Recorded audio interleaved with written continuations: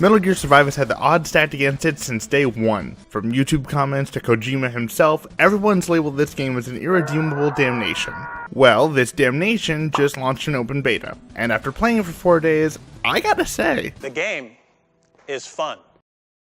God forbid I have an actual argument. Sweet crunchy Christ, people. Oddly enough, Metal Gear Survive is structured similarly to Fortnite of all things. Which one of you fucking rascals? I'm serious, you sift through available missions featuring various locations, each with their own difficulty, and upon accepting a quest you spawn into a big sandbox-esque area where you must locate an area to drill for resources. Once you place the drill, you have a limited amount of time to scavenge from the surrounding area to make ammo, barricade, traps, weapons, etc. Now whether or not that's a bad thing is entirely up to you. My point is, this is a crafting survival game first and a Metal Gear game second. Actually, it's not really a Metal Gear game at all now that I think about it, because really, what's the one thing you do most in a Metal Gear game? Hide in a box, murder fathers and husbands, Psycho Mantis. Sneak around, that's right. And that's the real elephant in the room here. There's not an actual focus on stealth in this game. Now don't get me wrong, the stealth is still there.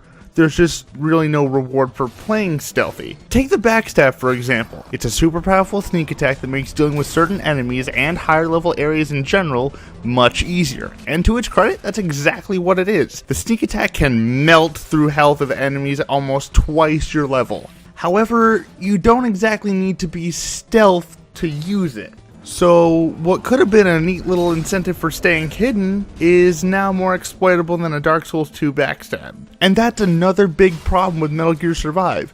There's not a clear balance between these two playstyles. Another example of this is the way the weapons work, more specifically, the guns. What do you mean, Dr. Jekyl? Well, let me ask you this. Who would win?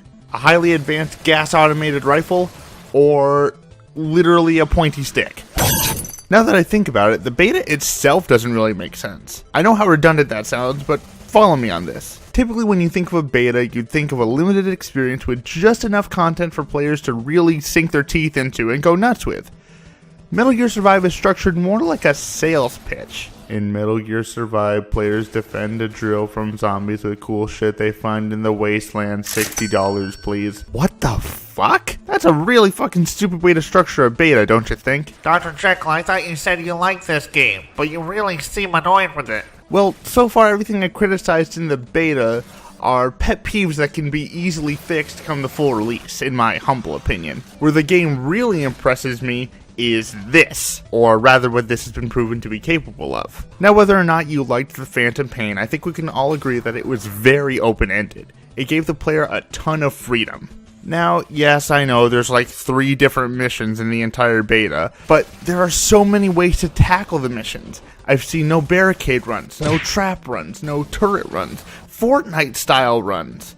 There are so many different ways to tackle these missions. Well, maybe that's just players trying to get the most out of a lackluster beta. Okay, fair enough, I can totally see that. But I think there's more to it than that. Take a look at this little snippet from the reveal trailer.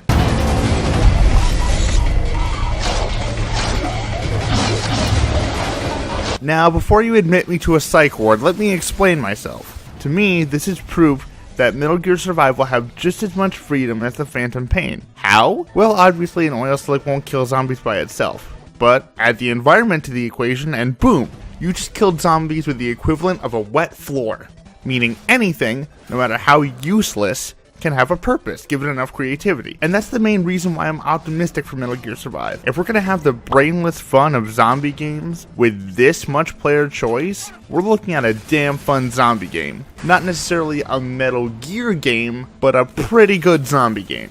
Until Days Gone comes out. All in all, Metal Gear Survive is shaping up to be a decent survival crafting game. I just don't get why they had to slap the Metal Gear brand over it. To me, this could have worked just as well if it was a new IP just using the Fox engine. I honestly think they didn't even want to make this a Metal Gear game. I mean, seriously, the story behind this is that after Mother Base's destruction, a fucking wormhole opens up in the sky and teleports you to another reality. That is the shittiest way to tie these two together. But if we were able to look past the Phantom Pain shitty story, I believe we'll be able to look past Metal Gear Survive's shitty story. I just hope this game doesn't turn out like the other games I was optimistic about. Well, that's all I got to say about Metal Gear Survive. Or its beta at least. Believe it or not, I'm genuinely curious about your thoughts on the game, so feel free to leave your thoughts down below in the comments, no matter how much of a hellfire awaits me. Also, please share this video around the internet, because I'd like to believe I actually put some thought and care into the video.